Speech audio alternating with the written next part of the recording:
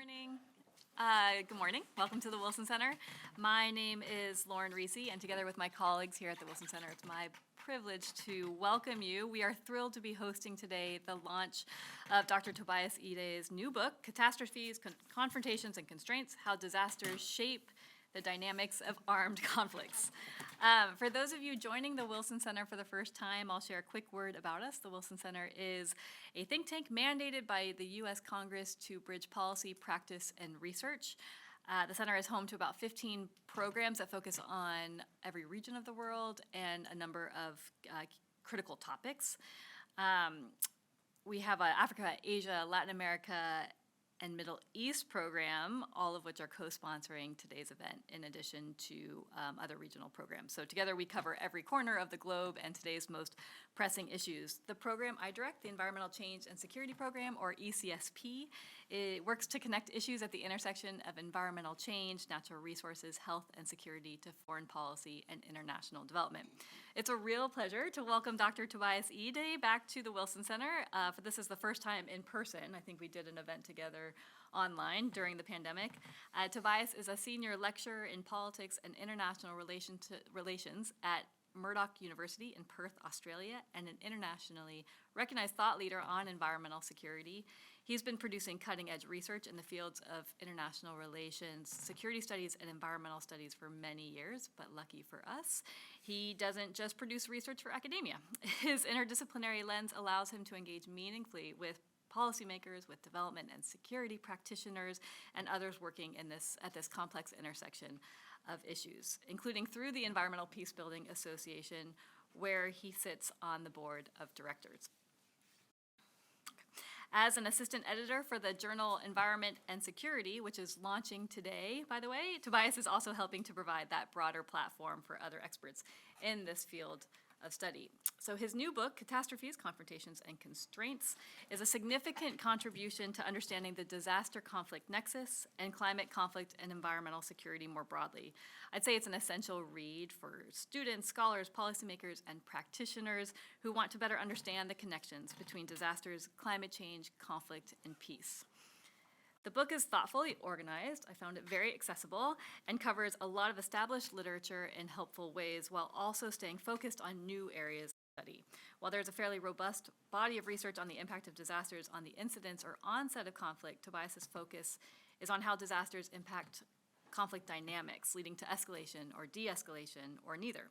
He also considers the possibility of reduced conflict after disasters, another aspect of research that is welcome and a welcome and helpful addition to the more common focus on conflict. You'll hear a lot more from Tobias about the book in just a minute, but first let me introduce Dr. Marwa Daoudy, who will provide some comments and reflections on Tobias's book following his presentation. We are very pleased to be hosting Marwa as a Wilson Center Fellow in Residence this year. Marwa is an associate professor of international relations at Georgetown University and a chair in Arab Studies at the Center for Contemporary Arab Studies. She's a highly regarded political scientist who brings an interdisciplinary approach to her research and has written extensively on the intersection of security, politics, law, and economics to examine the problems of water and the question of conflict with a focus on the Middle East. Her research this year at the Wilson Center is focused on climate change development and human security in the Middle East and North Africa. So with that, I'm going to turn it over to Tobias. All right. Thank you very much, Lauren, for the kind introduction and for having me at the Wilson Center in person, actually. Also thanks, Marwa, for joining the panel. As many of you will know, Marwa's wrote really thought-breaking, really path-breaking book on climate change and the Syrian civil war and security. And it's really good to speak at such renowned institutions with such renowned colleagues. All right, do we have my, no, don't have my presentations up yet. Okay, we're getting there. Okay, we're getting there. Perhaps before starting, Lauren said I shouldn't mention this, but if we have 10 seconds, I would like to assure you that my paychecks are not signed by Rupert Murdoch. Murdoch University is named after the West Australian intellectual Sir Walter Murdoch, not the infamous media owner. Because he's Australian as well. I mean, I thought that when I first interacted with the university, that it would be the uni he sponsored. It's not. He's not really popular. Okay, we're all set. All right. All right. So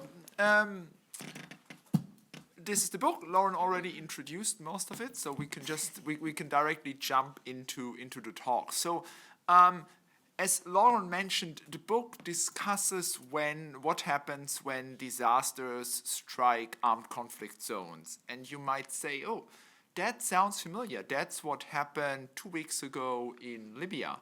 And earlier this year in Syria, and several times in the last 3 years in the Horn of Africa, and almost every year in the Philippines, and in Nigeria last year, and in Pakistan last year. So it's by no means a rare phenomenon. Disasters strike armed conflict zones, and if I meant to say disasters, I mean events like droughts, floods, earthquakes, storms, and so on. And they affect armed conflict zones quite often, and I argue that this is neither particularly surprising nor a coincidence. It is not surprising because, I mean, it's very small here, but these are trends for different disasters in terms of the number of events, the intensity of the events, and their societal implications. And you see there's an upward trend for most disasters, for most impact categories over the past 20 years. And that's due to climate change, due to rapid urbanization and people settling in vulnerable areas, but also due to persistent social and economic inequalities. And at the same time, we see, and this is the number of armed conflicts that are active globally in every given year since 1946. And as you can see over there, until 2015, there's only been 1 year with more than 50 armed conflicts. That was 1991. But since 2015, each single year had more than 50 armed conflicts active globally.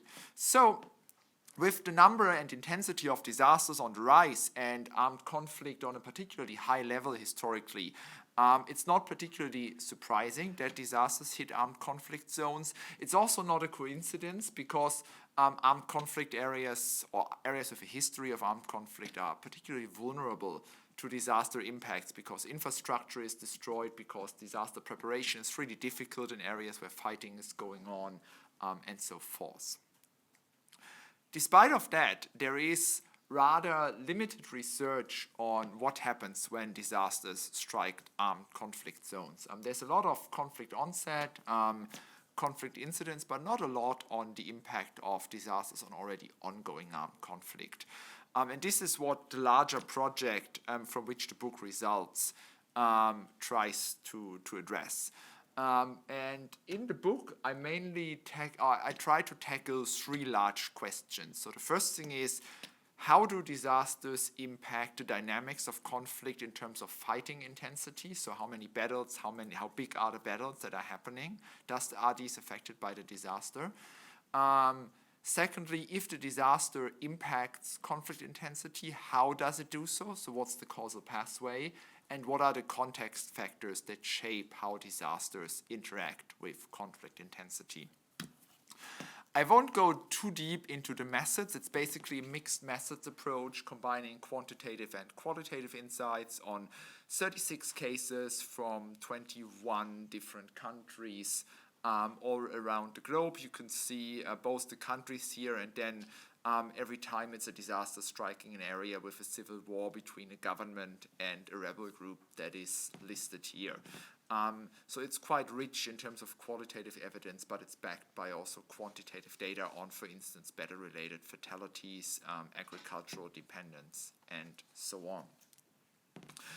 The sampling was completely random. I just took a list of large disaster events and then checked whether they affected the country with an ongoing armed conflict.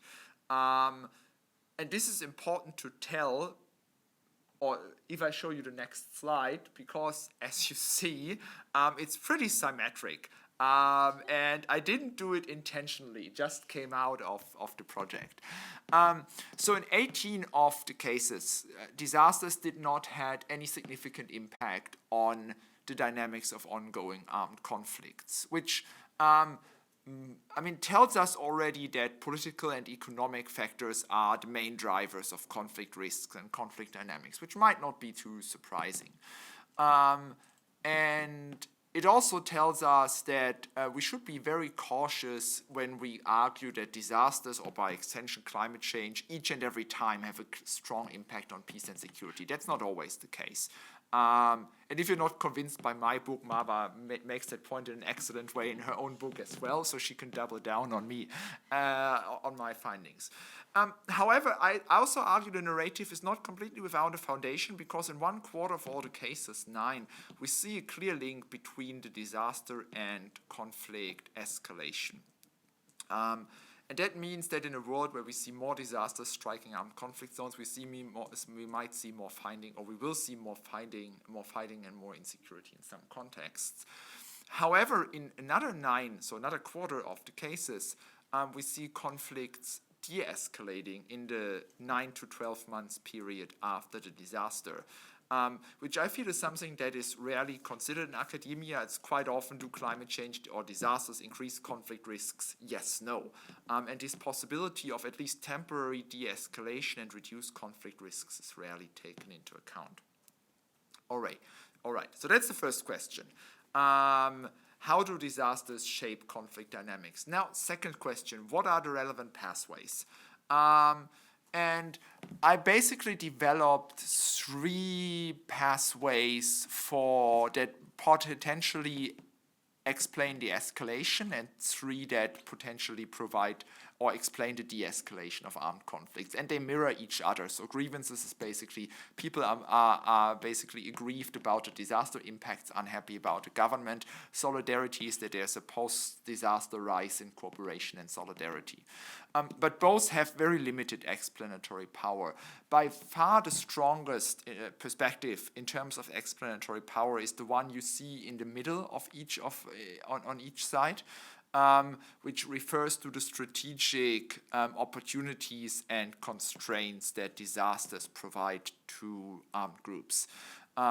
So opportunities relate to there's more people who are deprived and have lost their livelihood, so they are more easily recruitable by rebel groups, but potentially also by pro-government militias. Opportunity means that, for instance, the state needs to deploy security forces to the disaster response, so they are no longer able to fight the rebels, providing them some space of some degree of freedom. But likewise, disasters can provide significant constraints to conflict parties. For instance, because after a flood or earthquake, roads are washed away, bridges are destroyed, it's really hard to move troops around. Both the government and rebel groups quite often need to provide disaster relief measures on the ground to the populations that they claim to fight for. So if you put a lot of resources into these efforts, obviously you have a lot less opportunities to fight. And these opportunity and constraints perspective are really by far have the highest explanatory power. It is worth highlighting, however, that for de-escalation, the image cultivation pathway is relevant when it comes to particularly large-scale disasters. So large-scale disasters draw quite a bit of attention, both nationally and internationally, by media and the broader public. So if you're a rebel group or a state's military, you probably want to avoid appearing to be the bad guy who continues fighting and doesn't care about civilians while a major disaster is going on. You want to portray yourself as the reasonable side, the one that steps down, that de-escalates the conflict, that allows aid to move in, that takes care of the civilians. So that means even so you might continue the fighting, you could continue the fighting, you decide not to do so to cultivate your image among both local and international audiences. Okay, that's the numbers, right? So let's briefly get to 2 examples. I mean, the book has 36 examples, so I'm just focusing very briefly on 2. And the first one is Sri Lanka after the 2004 Indian Ocean tsunami. At the time the tsunami hit Sri Lanka, the peace process between the government and the Tamil Tiger rebel group, the LTTE, was pretty much stalled already, and the disaster had massive impacts, among others, on the eastern and northern parts of Sri Lanka's coast, which is the Tamil areas where the LTTE basically controlled the territory. Now, I mean, there's a lot to talk about the case, but to keep it very brief, the disaster had 2 relevant impacts here. The first one was a major political fallout about aid distribution. The government insisted on it distributing the aid in the rebel-controlled areas. The rebels insisted on they themselves distributing the aid. That led to harsh conflicts between both sides, but also to a lot of disappointments among the local population in the Tamil areas because not a lot of aid was flowing in initially. Furthermore, both conflict parties were under the impression, and perhaps not incorrect impression, that the other side has been weakened by the disaster, that the tsunami washed away bases and support structures along the coast, that both parties were busy with the disaster response. So they thought, if we stage a few military offensives now, put a bit of pressure, gain a bit of ground, we might well have a more favorable position on the negotiation table. But obviously, if both sides do that, that's a recipe for conflict escalation.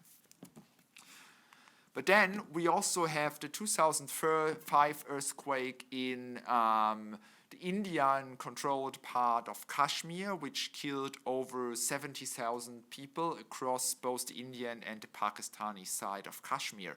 And at that stage, the Indian part of Kashmir was suffering from an insurgency, or actually multiple insurgencies that were either fighting for an independent Kashmir or for Kashmir joining Pakistan. And some of these groups were supported by, not all of them, but some of them were supported by state agencies or the state agencies in Pakistan, particularly inter-service intelligence.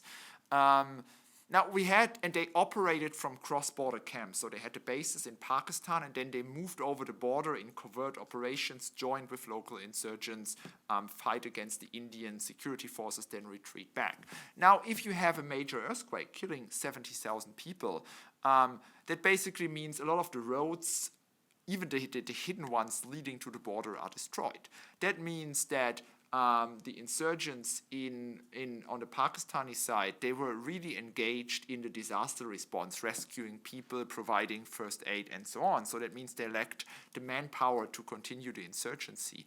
Also, more than, I think, 17 military contingents from all around the world arrived in Pakistan and India to help with the disaster response, and there was massive international media attention. And this happened just a few months after the terrorist attacks in London, just 4 years after 9/11. So the Pakistani state agencies were very, very, let's say, concerned about being perceived to be on the wrong side on the war on terror if there's a lot of international, especially US media attention, and there would be terrorist attacks in the Indian part of Kashmir. So they also urged the insurgents to hold back until the dust settled after the earthquake, if you want to say so. All right, now let's turn briefly to the last question. Why do we sometimes see escalation or de-escalation, and why do we see sometimes disasters shaping conflict areas but not in other times? So this is basically the same you saw on 2 slides before, just in a less colorful and more arrowy format. So the first question is, why do we sometimes see disasters having impact on our armed conflict dynamics but not in others? And there's 2 conditions that basically shape that. The first one is the society is vulnerable to disasters. It usually happens in disasters which are, even within the sample, relatively poor, strongly dependent on agriculture, and have bad disaster preparation and response structures in place. And I'd say that makes a lot of sense because political and economic factors are main drivers of conflict dynamics. So if disasters shape conflict dynamics, it happens when disasters have really strong impacts on the local societies and the politics and the economy there, which happens when societies are vulnerable to disasters. And then the disasters need to have a strong, usually negative impact on at least one of the conflict parties. Because if no conflict party is affected, why would they change their fighting after the disaster? Okay.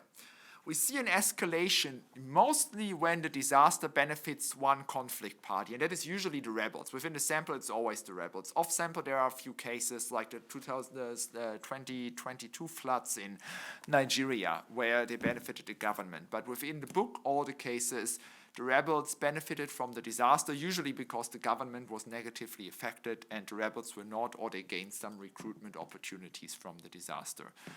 There's a second explanation that is more like the disaster caused some grievances in rebel-held areas, which then, like in the case of Sri Lanka, motivated rebels to intensify fighting.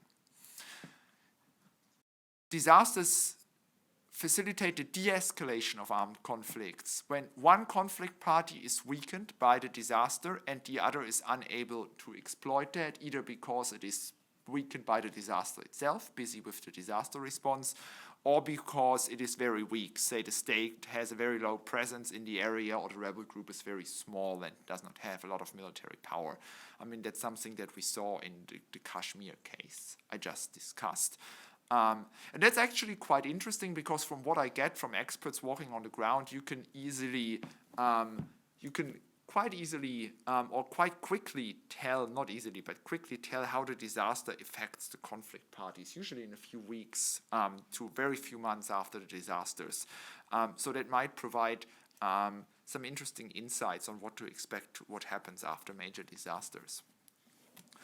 All right, key takeaway points. Disasters increase armed conflict intensity. Not always, but in some contexts. However, disaster conflict links are non-deterministic. They sometimes have no impact on conflict dynamics. And perhaps more importantly, they are multidirectional, meaning that they also sometimes facilitate a de-escalation of conflict, which in very few cases, like the Indian Ocean tsunami in Aceh 2004, might open a window of opportunity for negotiations and a lasting peace agreement. Opportunities are key drivers, opportunities and constraints, and to some degree international and national public attention after the disasters. And that means disasters really provide windows of opportunity, because if disasters facilitate a de-escalation of conflict, of fighting, that's a good window of opportunity to kickstart negotiations, but also to bring in international aid and relief, both disaster but also conflict related. However, disasters also pose risks that the conflict escalates, which is not just a risk for the people living in the areas, but also for international responders moving into the areas. Before we continue, it's a book launch, so if you want to have your own physical copy of the book and use the Read MIT 15 code and you want to get it sent to your US address, it only works in the US, then you can use the code to get 15% off the physical copy. However, the book is also available open access online, so if you go to MIT Direct, you can just download the PDF copy of the book. And if you think you are too busy to read an entire 200-something length book, there's also a recent international security article where I summarize the main findings of the book with relation to the climate security debate. And with these shameless self-promotions, I'd like to thank you for your attention.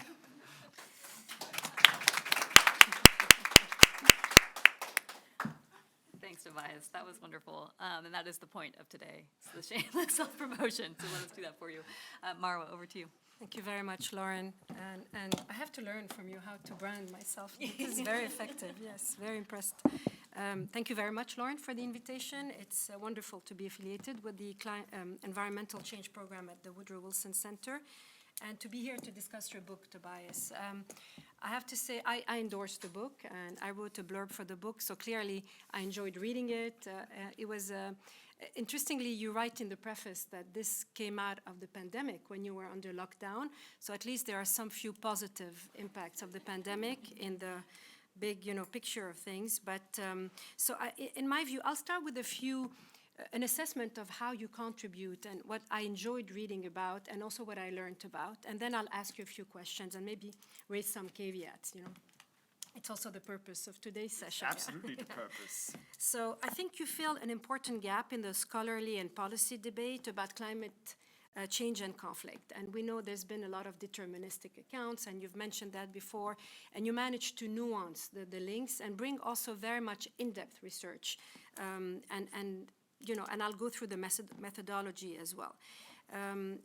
Existing debates on the nature of disasters and conflict usually consider whether disasters facilitate new conflicts, but they tend to overlook the ways in which disasters impact dynamics of pre-existing large-scale armed conflicts. So this is very valuable in terms of contribution. You also highlight the policy implications of your research, which can provide politicians, international mediators, development agencies knowledge about the conditions under which disasters contribute to conflict, de-escalation versus escalation. So this is a very concrete, I would say, blueprint recipe, which is very helpful for practitioners. I also think you contribute to academic literature in the sense of conflict and peace studies, and also practical operations in terms of how to deal with recovery and humanitarian assistance. I think you define also, I'm very much a fan of definitions because we need to know what we talk about, and my students complain about that. But you do go through the definitions about what we mean by armed conflict, and you go back to the Uppsala conflict data programs definitions.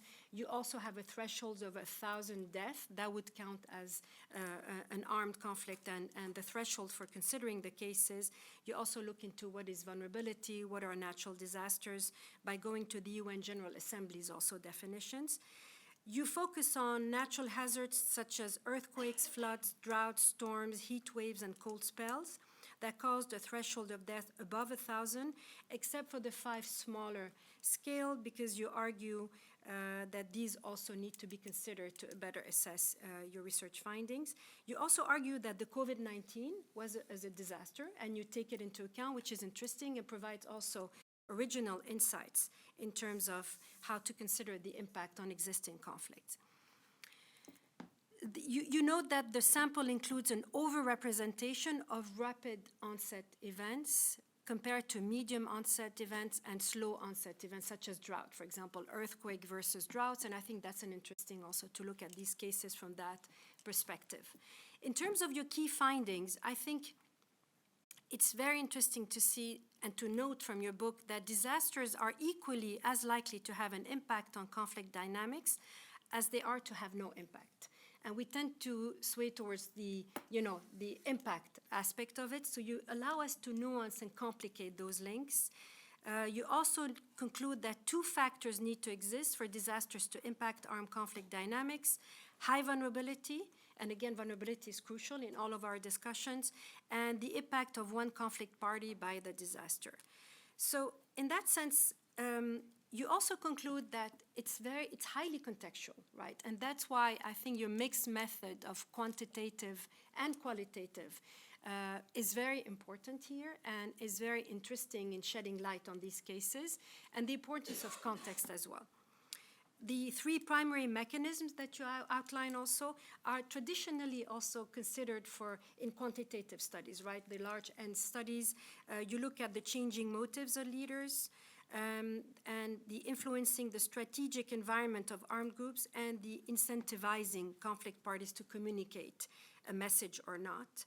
And all of that, I think, gives us a very sophisticated picture of these different relationships. In the end, instead of accepting that climate change is a driver of conflict, you highlight the variety of other non-climate related factors that affect the relationship. And in that sense, you underscore the need to transcend conflict-focused ontology, which is very important, I think, today's discussion, and the need to counter the prevailing deterministic perspectives. Another strength of the book is, again, its relevance for policymakers. We tend to have academic research, which is often made inaccessible or very much for, academic discussions, where here you go through very specific cases, you summarize them, you draw the links, and you outline very clearly your research findings. I would like also now to tackle some areas where I think I would like your insights on that. You introduced this both qualitative and quantitative, which I think is a strength, right? And you've done that in previous research as well. And it allows you to really draw on the best methods to really test your hypothesis. You adopt qualitative comparative analysis, QCA, which you've done for other cases as well. And this is really a strength in the study. My caveat is the following. The quantitative approach is very clearly defined and outlined. In terms of the qualitative, you say that you did some desk research, and of course during the pandemic, you were not able to do field work in all of these cases. You also draw on experts' knowledge.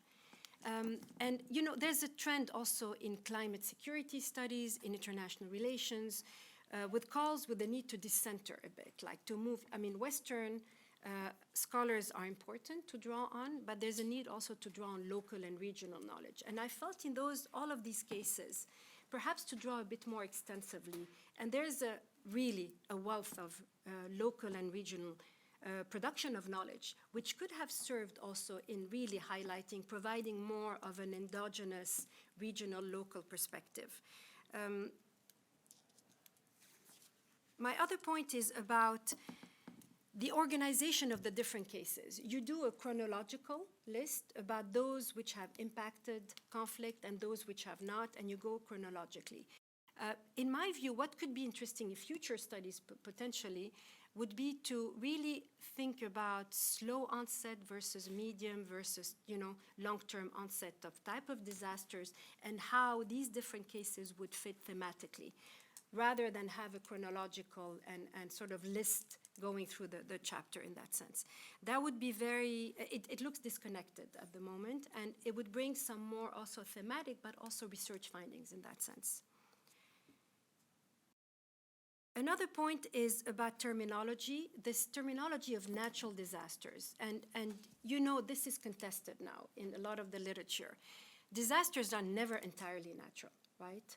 They're also politically driven. It's the way they're managed. It's the way the impact is also influenced by other factors, and possibly to nuance that, whereas you seem to adopt the term natural disasters without providing a critical perspective. And I'll just give a recent example. You mentioned the earthquake in Syria, the earthquake in the collapse of the dams in Libya. What happened in Libya was not only a natural disaster, right? The collapse of the two dams happened in Derna, which is a region which was under heavy armed conflict from 2014 to 2019. And that actually resulted in a lack of maintenance of these dams, and there was supposed to be a third dam constructed.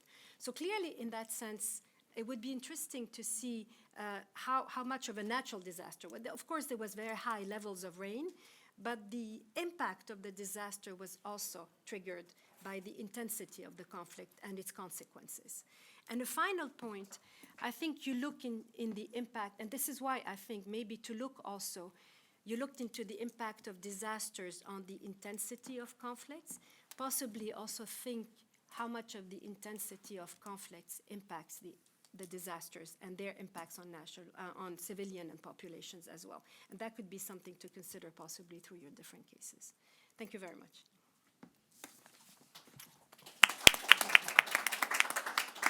Thank you, Marwa. Tobias, do you want to respond to anything before we move to questions?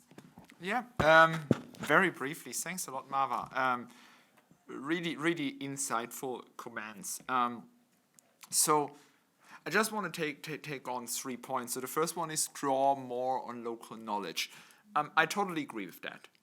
There could have been more. I think without a pandemic, it might have been easiest either to do like some rapid visits or do it a bit easier. But yeah, I take that. Sitting somewhere in my living room in Melbourne, with even in countries like India or Bangladesh, you had lockdowns and it was really hard to access.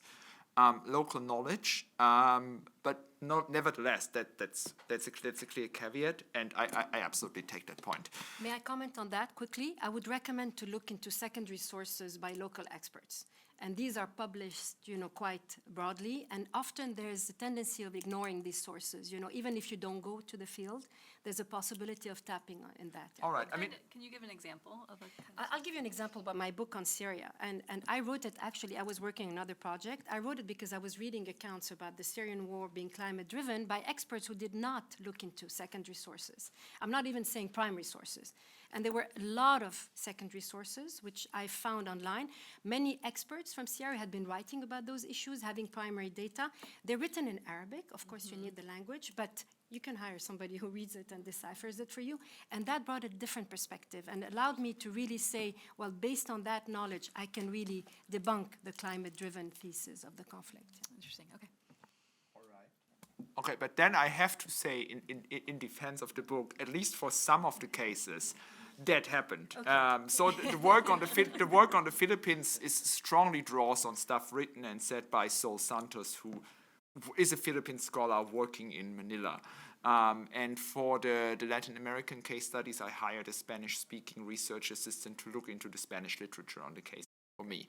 I'm not saying it's perfect for all of the cases, but I tried, and I did for quite a few of the cases. The definition, disasters are never natural. I think there's a bit of a mixture. I never used the term natural disasters in the book because there I used the UN definition of you have natural hazards, and then if they strike vulnerable social systems, that's a disaster. It is used in the outreach material, so because it just draws more attention. It's the more commonly used term. It's never used in the book actually, but it is used. I thought I read it, but maybe it's my bias, Perhaps I found it. Perhaps I forgot to change it one or two times. I think there was one spot because I also because I did appreciate in general I recognize that you steered away from that. You referred to hazards and you defined it, but I think there was one spot that it snuck through. Okay, I had one reviewer for the book who was very thorough in mainstream pointing it out. Perhaps he did. It's okay. Anyway, slow versus long onset. So I have that one backup slide that basically distinguishes between slow onset and rapid onset disasters. The findings are not that much different. Perhaps the most prominent exception being that for rapid onset disasters, the image cultivation pathway having much better explanatory power, which is because rapid onset disasters just draw so much more attention compared to slow onset. But when it comes to long versus slow time, or let's say short to long-term impacts on conflict dynamics, yes, the book mostly covers 12 to maximum 18 months period. And we know in other cases that there are cases where the impacts of disasters creep through a society for 2, 3, 4, 5 years and then had an impact on conflict dynamics, which I agree with you is something not covered by the book. That could be covered later on. It's that could be covered later on. You can't cover everything in one book. That's great. Thank you very much, Tobias and Marwa. We have a number of questions that have come in from online, and I'm sure we have a number of questions in the room. So recognize we have about 20 minutes, so I want to turn first to the room, and if you'll raise your hand, and then when I call on you, just share your name and affiliation if you have one before getting to your question, and then I'll try to sort of tie up some of the questions that have come online, and then I have a number of questions too, but I'm trying to prioritize our audience. So are there any questions in the room? Great. Okay, why don't we start with Marissa here? Do you mind making sure the mic is on, and then you'll be our guinea pig. Thank you. All right. Well, is this on? It's on. Yes. You're good. So my name is Marisa Ensor. I'm currently based at Georgetown University, and I just began a new position there in the Georgetown Institute for Women, Peace and Security, directing their new program on environmental security, something for which I have Tobias to thank because he wrote one of the letters of recommendation. Thank you for that. And well, to begin with, I'm uproariously applauding the release of the book, as well as the award that it has received. I'm not sure that it was mentioned, but it has just recently failed to received mention an award because of the thoroughness of the research on which it is based. So congratulations on that. I must admit that I have not yet read it. I've requested that it be added to the library, but it takes a while. And at Georgetown, I mean. And Everywhere, yeah. they said yes, so it is coming. Okay, so I wanted to ask you about climate change. Now, many of the disasters that you discussed could be considered, there are environmental extremes. We know that because of climate change, the intensity and frequency of these natural hazards is increasing, but some of them are not hydrometeorological, like the earthquakes. And I don't know whether the book draws attention to this particular connection. Is there anything that you would like to comment on with the relationship between not just disasters in general, but climate change, environmental extremes, and conflict? Great, thank you, Marissa. And can we take your question as well? Sylvia Danielak. I'm also at Georgetown University at Earth Comments Institute. Well, first of all, thank you. I think this book sounds, great that you got it in the library already. Thank you. I think a good point that you make is that a disaster is not the equalizer, right, that we often talk about. And I think this point comes out very well. The question I had is regards subnational variation. You did mention urbanization in passing. So could you talk a bit more about the differentiation between rural and urban when it comes to this causal link that you drew? Yeah, please go ahead. No. All right, Marissa. Congratulations on the new position. Happy to let her work. Yes, okay. Awards, should have mentioned that. So the book won the Hans-Günter Brauch Award of the Hans-Günter Brauch Foundation. It's the first international science prize for peace and ecology in the Anthropocene, and it also just last week won the Best Book of the Year award from my university. Congratulations, Tobias. So that's that was quite nice to get. About climate change. Yes, so some of the disasters covered, particularly earthquakes, are not really climate related. I argue that the impacts are broadly similar to major floods or storms. I have the international security article, which just works with the sample of climate-related cases, and the findings are basically identical.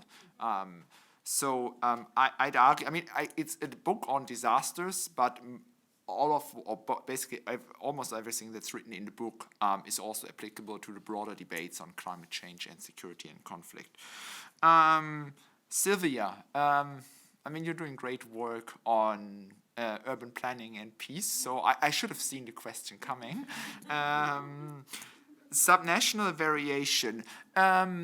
So interestingly, something that was obvious from all of the cases is I said the grievances had little explanatory power, and I could have nuanced that because by all means there were serious grievances after quite a few of those disasters, usually related to the government failing to prepare for the disaster or respond to the disaster.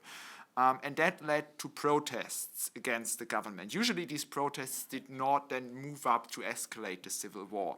And these protests were often particularly present if the disaster struck urban areas, because that's where you organize protests quite well, but also that's where the disaster impacts can be extremely visible. So 2003 earthquake in Algeria, in the urban areas, you could really see all the buildings that were established in the 40s, 50s, 60s. They all stood.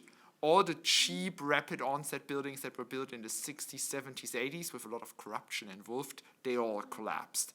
And you could clearly see how government mismanagement in enforcing building standards led in some areas to massive impacts of the disasters and no impacts on others. And that obviously shaped protest dynamics. So that's perhaps the most obvious. Great. Please.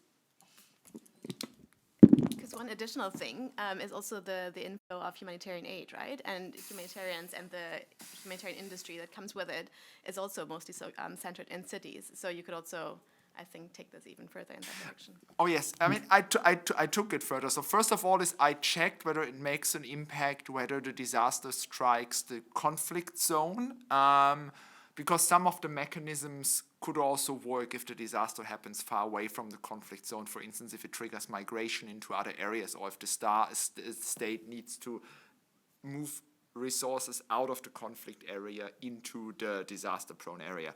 And with very few exceptions, like the 1999 earthquake in Armenia in Colombia, there was an overlap between the conflict zone and disaster area. So with very few exceptions, if the disaster did not strike the immediate conflict zone, the disaster had not a lot of impacts, because it didn't really affect the conflict parties, with few exceptions, because the 1999 earthquake happened in the coffee growing area. So it was a major incentive or major problem for the state. And about international aid, look, it didn't come out very prominent in a lot of the case study analysis, in a few of them, like Aceh 2004 or some of the Indian cases, but it wasn't very prominent in the qualitative accounts. Quantitatively, I think I milked the AID data left and right, and I tried all variations like disaster-related aid, development aid, compared to the average over the last 5 years, like 10 years, didn't turn out to be relevant in any way across the cases. Perhaps the data are just not good, but it also didn't come across very prominently in the qualitative descriptions, except for a few cases. Can I ask a question about how the findings of your research, how you see them intersecting with some of these sort of larger focus, like we have the SDGs, we have the Sendai framework, you have the first COP that is recognizing peace in the sort of thematic programs. How do you see the sort of the research that you've done informing these different but related processes? All right, you want me to talk for another hour, do you? In 2 minutes. Oh, all right. So, I mean, Sendai framework. I mean, yes, obviously, disaster risk reduction. I mean, conflicts only escalate in settings, and protests only occur in cases where, obviously, disaster risk reduction failed or wasn't done properly. So disaster risk reduction is not just a human security issue, it also has harder security implications. So clear framework for that. For the SDGs, I think the book clearly shows that especially the environment-related SDGs are very, very closely intertwined with SDG 16 on peace and stable institutions, because we see that in some cases environmental stress and disasters in particular undermine and worsen conflict dynamics, but also, and Marwa pointed that out quite well in her comment, that in some other cases conflicts make countries more vulnerable to disasters. When it comes to these broader debates, I sometimes feel it's a bit too one-sided in terms of environmental stress, climate disasters only increase conflict risks. And that makes us blind to the opportunities that disasters can provide in conflict de-escalation, short-term windows of opportunity, I mean, which can catalyze larger processes as it did in Aceh, but also these more broader opportunities in terms of disaster diplomacy or environmental peace building, that shared environmental challenges can also in a broader way perhaps open some opportunities to initiate cooperation. Are there any questions in the room? And there's a couple online, so I want to get to those as well. So let's just take the 2 in the room and then I'll come to the online. Please go ahead. It's good to see you. Quincy Institute. Very interesting presentation. The question I had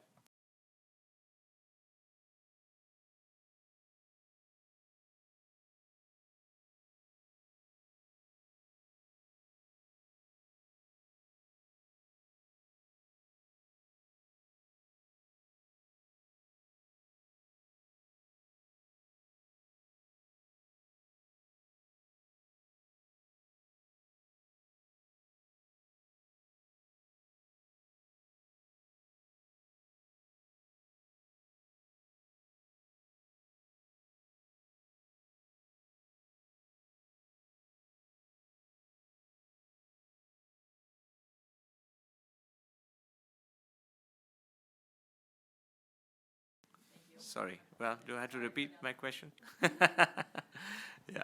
But, yeah. So my question was about case selection. Essentially, there was an Asia dominance in the cases, and I was wondering if that had an impact on the results. And the other comment I had was simply that this really, your case numbers show that conflict climate links, there isn't anything deterministic at all. I mean, there's not even a bias of a few on one side or the other. It's 50% no impact, and the rest are evenly divided. So I'm curious if these same analyses were run for other cases drawn through other methods, another set, whether this would be reproduced.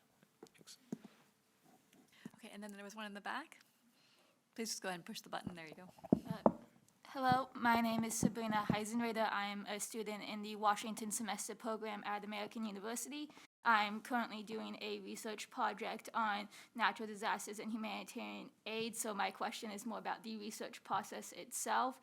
Aside from the pandemic limiting your ability to actually go out and do field work, what challenges and barriers did you have in this research project, and how did you overcome them? Thank you. All right. First question. Yes, there is an Asia bias, and there would have been even a stronger one if I didn't cap the analysis to 4 cases per country. Otherwise, it would be all India and Philippines. And I mean, that's not a coincidence. I mean, right? I mean, this part of Asia is the tropical cyclone belt, it's the Pacific Ring of Fire, and it has a lot of insurgencies. So, I mean, I think it's a bias to where the action is, you want to say so.